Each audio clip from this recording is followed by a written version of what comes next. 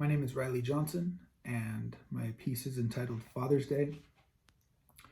This story was written for a creative writing class that was taught by Becky Roberts. The prompt was that something has taken place, whether happy or tragic, but we didn't want to disclose the details and the content of the story. Father's Day. Beautiful. The sun dancing on the surface. Absolutely beautiful. I felt so alive, vibrant almost, as the energy jumped around my body.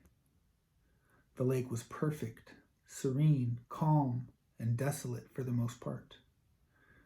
I could hear a family around the bend, kids at play near the shoreline, concerned mother shouting precautions that blew away in the breeze. I smudged away a crimson drop from the toe of my boot. Not everything was perfect, but it was close. I can stay until dark. No one stays here overnight. There is no place to camp. That rowboat will be helpful. I can get out to the middle. My eyes scanned the far banks, empty with the exception of a rowboat that had been pulled ashore. The green canopy of the redwoods paired with the rocky shore and framed a picturesque landscape. This was not a day that I would forget.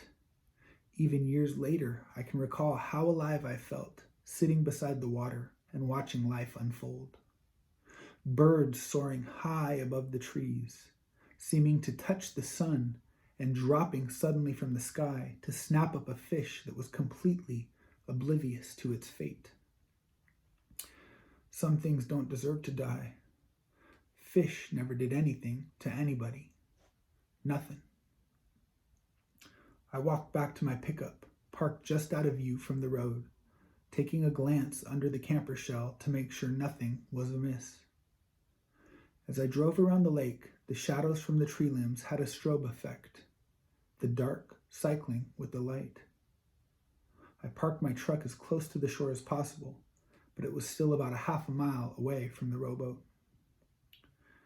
It's going to be hard, but what a stroke of luck that boat is here. The sun was resting atop the western hills, slowly setting and releasing flares of orange across the blue sky as the day extinguished. The most beautiful moments of a day come in the final moments as the sun fades away. I watched the family on the opposite shore, laughing, playing with such innocence.